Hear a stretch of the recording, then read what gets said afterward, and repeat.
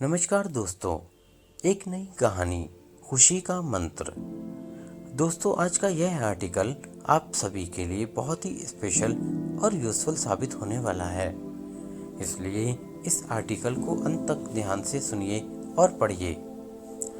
दोस्तों, अगर आप इस कहानी को ध्यान से अंत तक पढ़ते हैं तो आपका इस कहानी से बहुत कुछ सीखने को मिलने वाला है। यानी कि आपको खुश रहने का जो मूल मंत्र है ना, वो आखिर क्या है, वो आपको पता चल जाएगा। दोस्तों, बहुत समय पहले की बात है।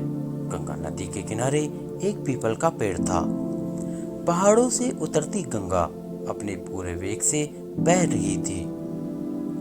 अचानक पेड़ से दो पत्ते नदी में आकर गिर गए। एक पत्ता तिरछा गिरा और एक पत्ता सीधा गिरा। जो पत्ता तिरछा गिरा था वो जिद पर अड़ गया कि और कहने लगा कि आज चाहे जो हो जाए, मैं इस नदी को रोक कर ही रहूंगा। चाहे मेरे प्राण ही क्यों ना चले जाएं, मैं इस आगे नहीं बढ़ने दूंगा। वह पत्ता जोर जोर से चिल्लाने लगा कि रुक जा गंगा, मैं तुझे आगे नहीं जाने दूंगा।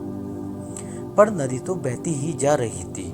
नदी को तो पता ही नहीं था कि कोई पत्ता उसे रोकने का प्रयास कर रहा है। इधर पत्ते की जान पर बन आई थी। वह लगातार संघर्ष कर रहा था। वो पत्ता नहीं जानता था कि बिना लड़े भी वहीं जाना था जहां थककर और हार कर पहुंचेगा। परंतु अब और तब के बीच का समय उसके लिए दुख और संताप का समय बन चुका था। वहीं दूसरा पत्ता जो सीधा गिरा था, वो नदी के प्रवाह के साथ बड़े मजे से बहता जा रहा था और कह रहा था कि चल गंगा, आज मैं तुझे तेरी मंजिल तक पहुंचाऊंगा। चाहे जो हो जाए, मैं तेरे मार्ग में कोई भी अवरोध नहीं आने दूंगा। नदी को इस पत्ते के बारे में भी कुछ नहीं पता था। वह तो अपने धुन में सागर की ओर बहती जा रही थी। लेकिन यह पत्ता खुश और आनंदित था, क्योंकि उसे तो लग रहा था कि मैं ही नहीं नदी को अपने साथ बहा ले जा रहा हूँ। तिरछे पत्ते की तरह सीधे पत्ते को भी यह नहीं पता था कि चाहे वो नदी का साथ दे या ना दे, नदी तो वहीं पहुंचेगी जहां उसे जाना है। पर अब और तब के बीच का समय उसके लिए आनंद का समय बन चुका था।